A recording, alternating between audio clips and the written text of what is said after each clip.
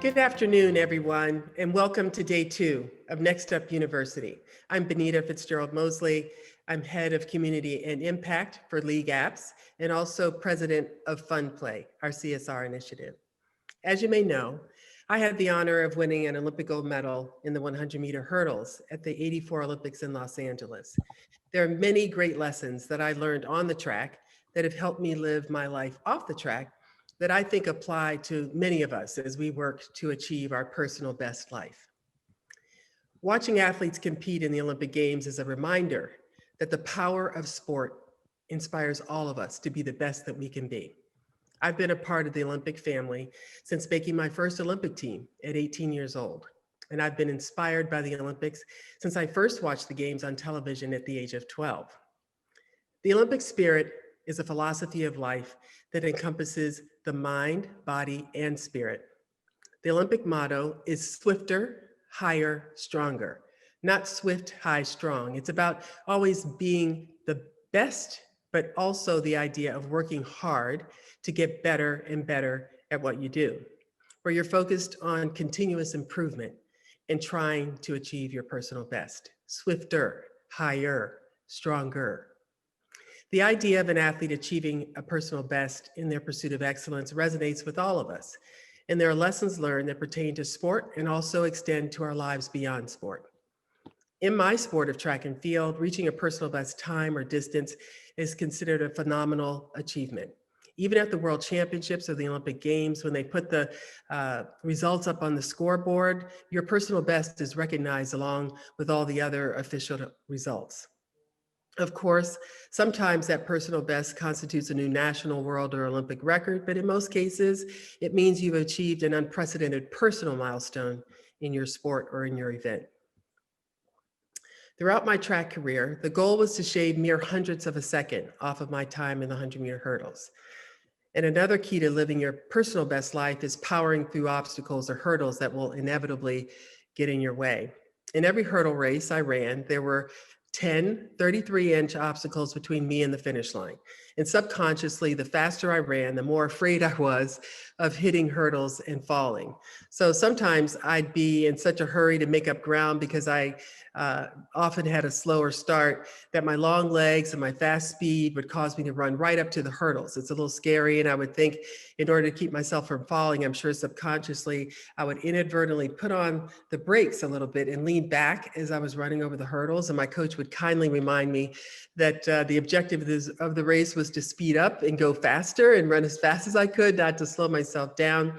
And so this is a few months before the Olympic Games in '84, and the coach introduced me to some new techniques to help me get over this fear of falling and really attack the hurdles and lean in.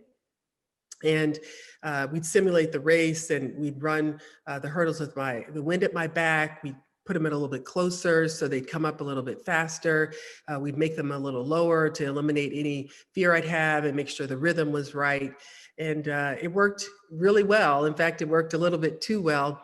A few months later, I was at a track meet. It was the Jesse Owens meet. It was at Ohio State University. And I was running so fast at the beginning of the race that I got to about the 4th or 5th hurdle, and I ran right into it and fell on the track in a great big heap. And remind you, this is just a few weeks before the Olympic trials. And so my coach came over, ran over to me, "Are you okay? Are you okay?" And I said, "Yeah, I'm totally fine. I just, I was running so fast, I got up in the hurdles." He said, "You look great. I know you're in a big heap in the middle of the track." He said, "But you do all the techniques that we wanted you to do. You're attacking the hurdle." And so I realized then that I couldn't let a fear of failure keep me from attaining my true potential. I had to overcome that fear, attack those hurdles, attack my fear, and have the character to really power through those obstacles. When you fall, you get up, you brush yourself off, you learn from whatever mistakes you made. I went back to the drawing board a couple days later at practice, used those same techniques, and I kept on going. Booker T. Washington once said, "Success is to be measured not so much by the position that one has reached in life as by the obstacles which were overcome while trying to succeed." Fast forward to the 1984 Olympics, and Shirley and I were the two favorites to win the 100-meter hurdles. And we both won our heats and our quarterfinals and semifinals. And there's a couple hour time difference between the semifinals and finals. And so I'd gone upstairs up to the track through the tunnel to see my coach and my trainer and my chiropractor. And on my way through the tunnel, and once I got to the practice track, I saw Shirley again. What was she doing? She's sitting next to the fence, smoking a cigarette in between the semis and the finals. So I was so happy to see her do that because she reminded me of that vow I'd taken a year later. The year before. And so when we got to the finals, the gun goes off. I leave the blocks, I hit the first hurdle, second hurdle, third hurdle, fourth hurdle, and fifth hurdle, I had passed everybody except for I saw this person in the corner of my eye and I knew it was Shirley. She was about 2 lanes over. And I thought to myself, not today, Shirley. And I snapped my lead leg down. I passed her. I felt like God put wings on my feet.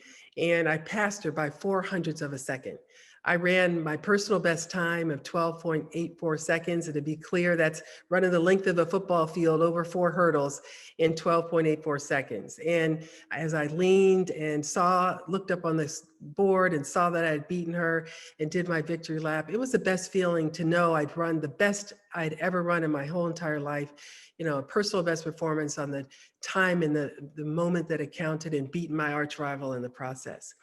And so as leaders on the playing field and in our organizations, we have a responsibility to help the people on our teams achieve both their individual and collective personal best. We should always strive to do more, to learn more, to achieve more, so that we can have a positive impact on the people and organizations we lead. I believe that great leaders envision their hoped for future. They set high goals, they take risks, they have a well-executed strategic plan, which I believe is the roadmap for a successful future. Yogi Berra once said, if you don't know where you're going, you'll wind up somewhere else.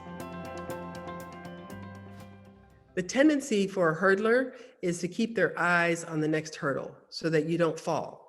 But the best hurdlers learn that if you focus their gaze down the track much further towards their end goal, which is the finish line, the faster you'll run and the more likely you are to win. It's a well-known fact that you have to set measurable, attainable goals in order to be successful in sports, in business, and in life. I have to admit, though, that it's a whole lot easier when there's a clock and a finish line measuring your progress. But after retiring from track and as a wife, a mother, executive, I, like all of us, have to set personal and business goals for myself and my family and my company.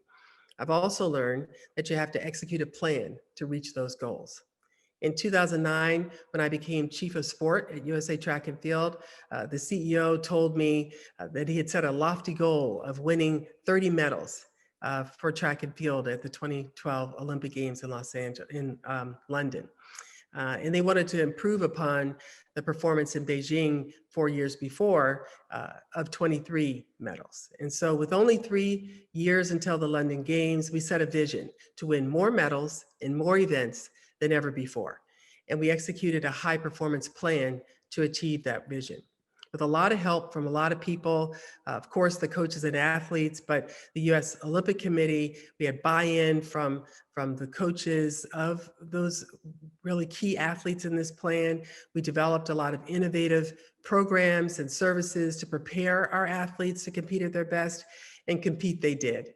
Our athletes won a record-setting 29 medals, the most in 20 years, falling just one short of our goal. Our new mantra was 29 is the new 30.